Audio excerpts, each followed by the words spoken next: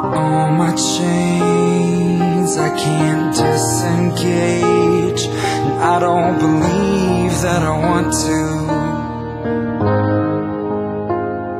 One hand sings your praise, the other brings...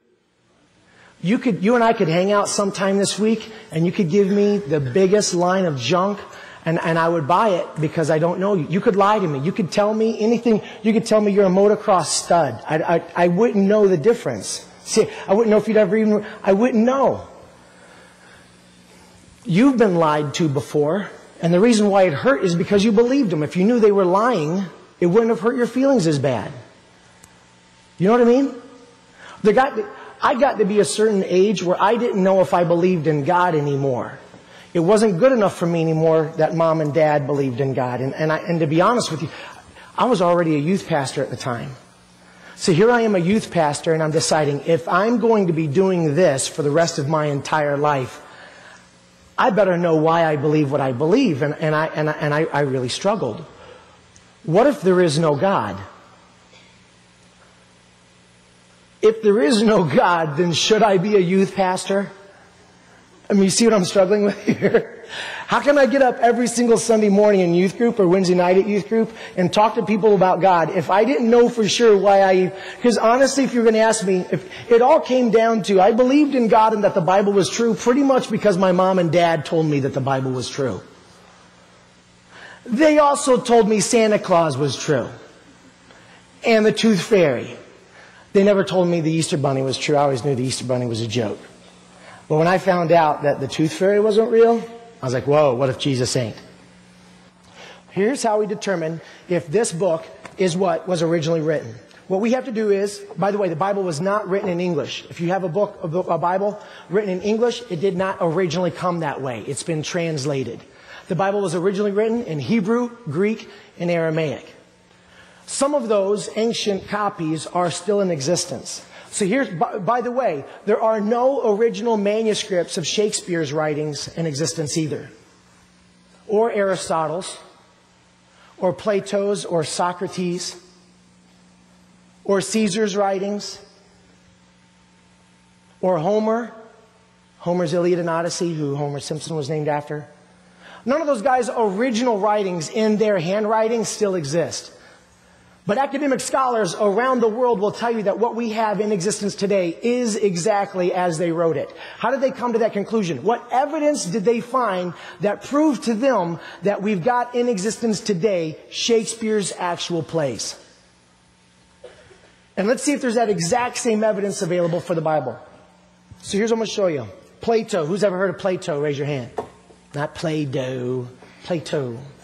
But Plato wrote his writings in 427 to 347 BC. So here's what we do. We have to find the oldest copy that we've got. The oldest copy in existence. And if the oldest copy that we've got in existence doesn't match the copy we've got now, which one is probably right? The older one. Are you with me? Because the closer it is to the time that it's written, the more reliable it's going to be. Right? And the more number of copies, what if we found 5 copies, 5 ancient manuscripts? One of them, though, was different than the other 4. Which one would we go with? We'd go with the 4. Why? Because there's more of them that agree. More likely, this one's the variant, not all 4 of these. The different one is what I mean by that. Does that make sense? Am I losing you guys on this? You know how many ancient manuscripts we have of Plato's writings in existence today? There are 7 of them. 7 copies, 7 ancient copies of Plato's writings. Now what we have to do is we have to find the oldest one and see how far away it is from the original. You know when it was? It was originally written between 400 and 350 BC, and the oldest copy we have is from 900 years later.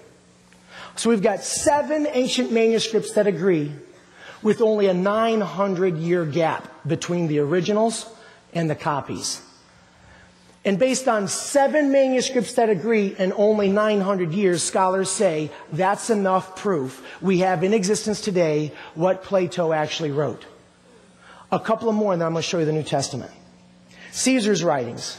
He lived from 100 to 44 BC, but there are 10 copies that agree, but the gap is 1,000 years, not 900. But scholars say if we have 10 that agree, with only 1,000-year gap, that's good enough proof to say that we have in existence today what Caesar actually wrote. Aristotle. We have 49 ancient manuscripts of Aristotle's writings. But the oldest copy was written 1,400 years after Aristotle. But we have 49 of them that agree. So since there's so many of them that agree, we can overlook the little bit of extra time period between the originals and the ones. So scholars will say we have in existence what he wrote. I'm going to skip straight to second place. In second place, Homer's Iliad and Odyssey. Do you know how many ancient manuscripts we have that agree? You know how many?